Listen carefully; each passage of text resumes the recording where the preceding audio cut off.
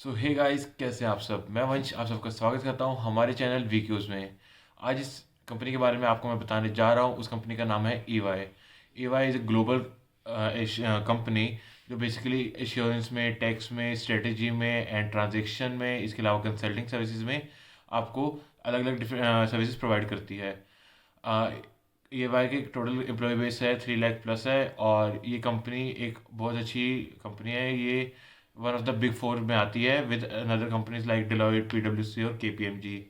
सो Deloitte पे मैं पहले वीडियो बना चुका हूँ, आज मैं अगली वीडियो EY पे बना रहा हूँ। और इन फ्यूचर में आपको PwC और KPMG की भी वीडियोस बनाकर बताऊंगा। तो शुरू करते हैं। जब EY कैंपस में आती है तो क्या इसका प्रोसेस रहता है उससे। तो सबसे पहले जो एलिजिबिलिटी क्राइटेरिया रहेगा मैं उसको आपको बताने जा रहा हूँ।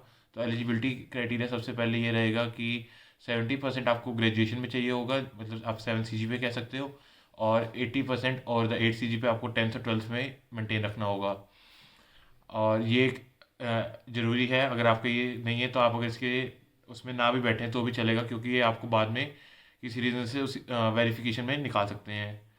तो फर्दर अगर मैं शुरू करूँ, आगे जो इसका स्ट्रीम रिक्वायर्ड है वो होगा बीटेक, जिसमें कंप्यूटर साइंस, इंफॉर्मेशन टेक्नोलॉजी और EC, ट्रिपल ये सब स्ट्रीम्स आएंगी। फर्दर अगर मैं आपको पोजीशन की बात करूँ तो पोजीशन जिसके लिए कॉलेज में आती है वो फॉर बीटेक के लिए तो ये सीनियर एनालिस्ट के रोल के लिए आएगी। फर्दर जो जॉब प्रोफाइल है वो होगी technology and business consulting. Further मैं अगर आपको जो लोकेशन बताऊं तो लोकेशन वुड भी पैन इंडिया, जहाँ पे भी इसके EY के ऑफिस मिलेंगे। आपको चॉइस रहेगी, आप अपना क्लोजेस्ट वाला या फिर आपकी चॉइस का आप चूज़ कर सकते हो। तो फर्दर मैं आपको अगर प्लेसमेंट प्रोसेस की बात करूँ तो प्लेसमेंट प्रोसेस वुड भी वही, आपको सबसे पहले रजिस्टर करना होगा, जो बेसिकली कोविड टाइम से हमारा चालू है। न्यू ऑनलाइन सब आपकी जो एक टेस्ट चलता है, सबसे पहले आपका एक टेस्ट होगा जिसमें आपसे aptitude question, problem solving question, English, और इसमें भी आपके सेंटेंस एरेज वगैरह ये सब चीज़ें आपको पता ही होंगी कि क्या पूछी जाती हैं। फर्दर अगर आपको कोई भी इसमें डाउट रहता है तो आप कमेंट में बता सकते हैं, हम कमेंट में आपको उनकी फर्दर क्वेश्चंस भी डिफाइन कर देंगे। इसके बाद आप जब अगर टास्क रहेगा, अगर आप टेस्ट क्लियर कर लेते हो तो वो होगा GD के लिए काफ़ी बच्चे सिलेक्ट होते हैं। फिर डिफरेंट डेज पे काफ़ी सारे ग्रुप्स बनते हैं जिसमें अलग अलग GD के टास्क दिए जाते हैं। बेसिकली मैं जिससे मैंने पूछा था उनकी GD का ये था कि उनकी GD में उनसे प्रोजेक्ट का डिस्कस किया गया था। जैसे उनकी GD में 10 बच्चे थे, तो उन 10 के 10 स्टूडेंट्स ने अपने अपने प्रोजेक्ट डिफाइन करे थे सबसे पहले, और अपना छोटा सा एक इंट्रोडक्शन दिया था। फर्दर उनमें जो एक प्रोजेक्ट डिफाइन किया था उसमें जो प्रॉब्लम्स थी या फिर उनको जो कोई ऐसी दिक्कत थी कि उनको सॉल्व नहीं हुई, इन सब के ऊपर उनसे एक दूसरे से ही डिबेट होनी थी कि तुमने ये वाला ऐसे क्यों किया, कि तुमने ये इस वाले प्रोजेक्ट में पर्टिकुलरली ये वाली लैंग्वेज ही यूज़ करी, ऐसा सब।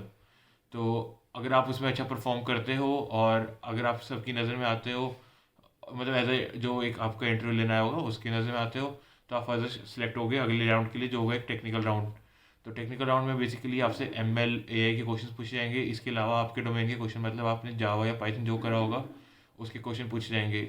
And except from all this, आपको पता ही है ये सब इंटरव्यू पर डिपेंड करता है, लेकिन आप अपने DBMS के कंसेप्ट, OOPS के कंसेप्ट और बेसिक OS वगैरह के कंसेप्ट भी आप अपने क्लियर रखें, ताकि अगर आपसे इंटरव्यू ये सब पूछ लेता है तो आपको वहाँ पे कोई आंसर देने में प्रॉब्लम ना हो। फर्दर अगर आपको ये वाला राउंड भी क्लियर हो जाता है तो लास्ट राउंड विल बी एक HR राउंड होगा, जिसमें आपकी कंपेटिबिलिटी, रीएलोकेशन, कम्युनिकेशन स्किल्स वगैरह सब चेक करी जाएंगी।